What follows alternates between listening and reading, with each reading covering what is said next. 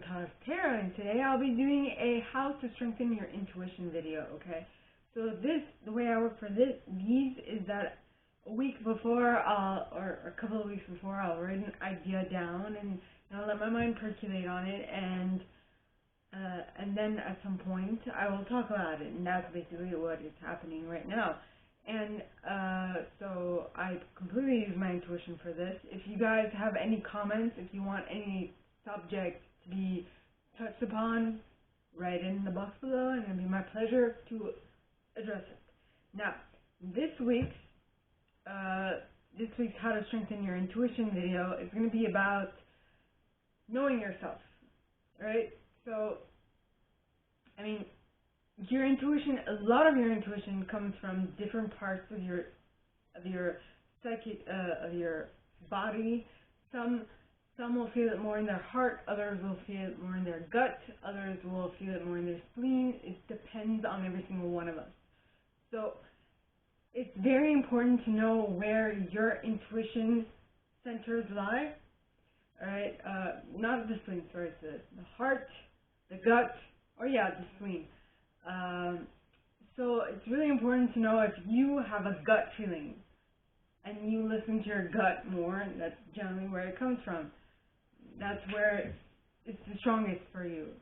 If it is like a instant knowingness, that's from your spleen, and if it's from your heart, you feel right? So I have, personally, for me, it's my heart and my spleen. Those two for me, not as much my gut. Sometimes it does, but that's personal, right? Everyone's different. And it's really important for you to know, okay, these types of things, so that you can use it to your advantage. Okay, so that when something happens, when something comes up, you already know, okay, if I felt this way because this happened, then that means something like this is going to happen. You know the cause and effect. You usually do that in everyday life. If you can do that with your intuition, that's better, right? So I wrote down a couple of instances. Like, for example, you can use this in many different aspects, okay? You can use this for pretty much anything. If you have issues with digestion, you can use this. It's not really the same, it's not really for your intuition, but the whole idea is to know when things are going awry, right? Another thing, right? And knowing yourself better and being attentive to the details that you are noticing around yourself, okay?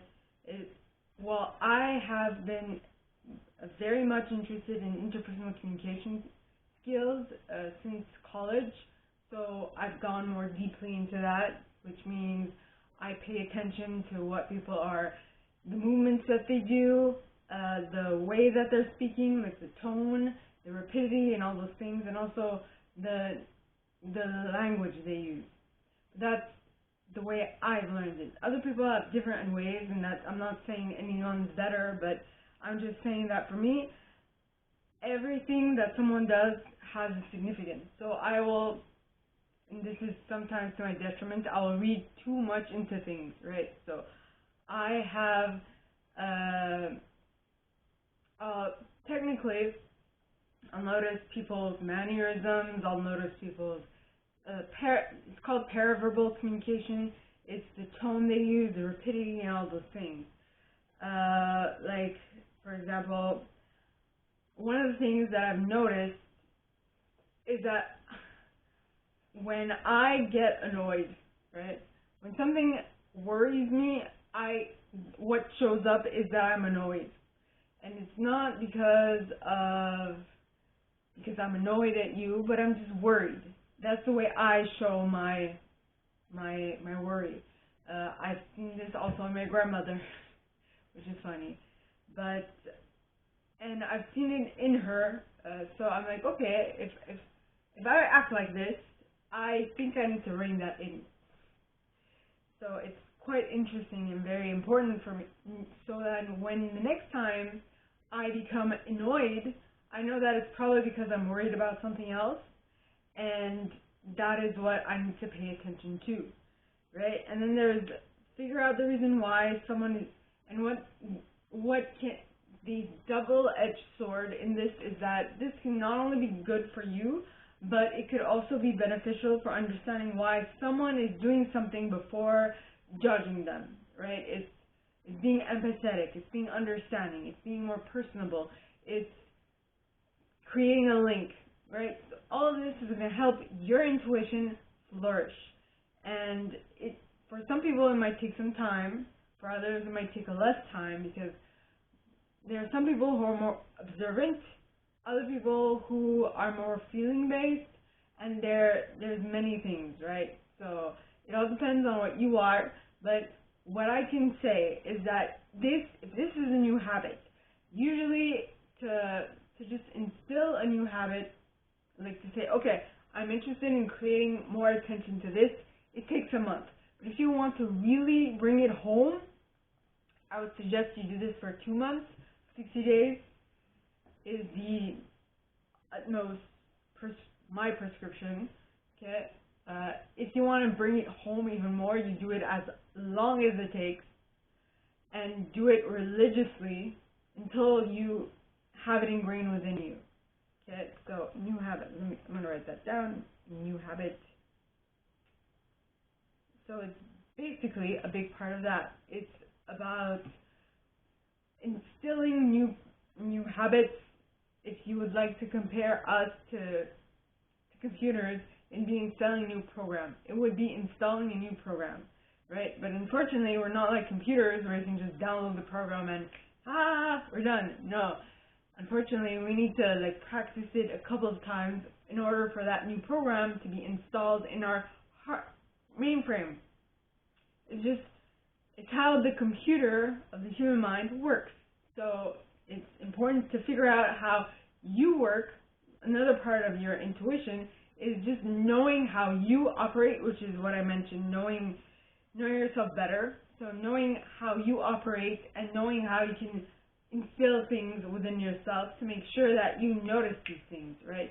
And there was a conversation that was happening around me today, which was talking about how to change a habit, which is why I brought it up, because when I remember, and I mentioned to my father that this is the same habit that he told me to use in order for me to become a master of my impulsiveness, because after my accident, I was impulsive, meaning I didn't think before I acted. I would just do the first thing that came to mind, and that was how it went.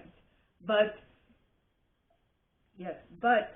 the more I journaled about what would make me become impulsive, the less impulsive I became, or the more able I was to manage my impulsiveness, to the point where now it's decided impulsiveness, where it's no longer, oh, I'm reacting to something that just happened, but I'm actually following my intuition and just doing what my intuition is telling me to do, not just acting out of impulse, which is mostly related to ego. Wait, I'm going to write that down too. Impulse equals egoic.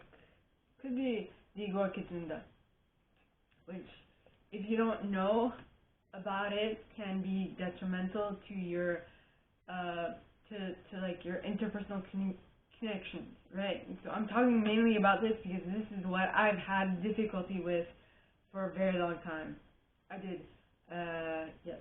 So that is basically all that I have for you guys this week. If you like this and if you'd like me to go deeper into your specific situation, please contact me at the email in the box below, and it'll be my pleasure to assist. In that same box, you'll find a little description of this video and my price for private sessions, and an email to send donations to if you feel so called. Of course, it's completely your choice. And with that being said, my gorgeous collective, I wish you guys all a very good week, and I'll see you next time, okay? Bye!